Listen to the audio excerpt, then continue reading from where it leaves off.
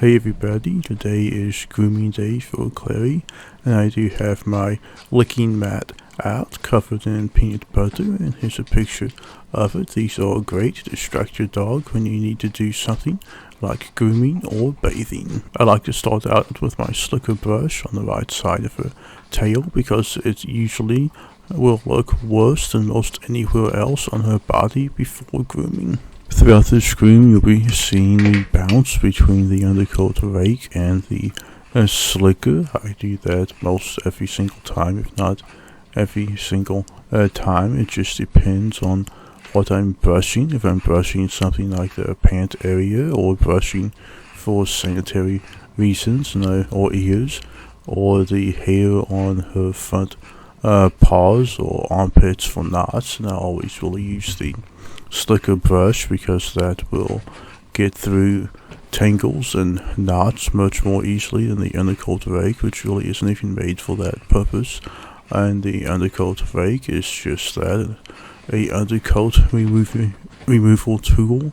So anytime I'm just removing undercoat, you will be seeing me use that. However, I have discovered through using the undercoat rake, if the knot or tangle is extremely mild and pretty much just bare surface, then you can very gently actually break it up with the undercoat rake.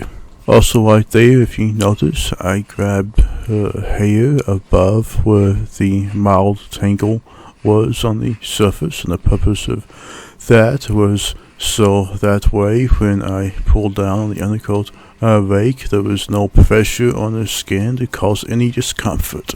Turning her around was as easy as moving the licking mat from one side of the couch to the other, and as you can see, I'm doing some slickering on her other pant area. Those are good to pick up knots, as well as some sanitary brushing, as well as additional undercoat raking. And as you can see, I had to get her to stand back up because she just likes to sit down while I'm doing this. Next is brushing out her chest hair, which she really doesn't like, so I'll just leave you for a little bit to watch her greatly just like this.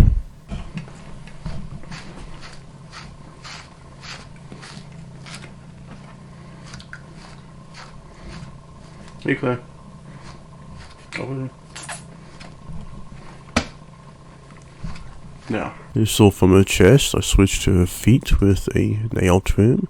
Nail trimming does need to be done fairly often, so the nails don't get painfully long, and the quicks can be kept rescinded rather than getting rather long, which can limit just how short you can cut the nails. So after I was done with the nails, I then got out my scissors, just a very simple pair of rounded tipped scissors from Walmart, to tidy up her feet.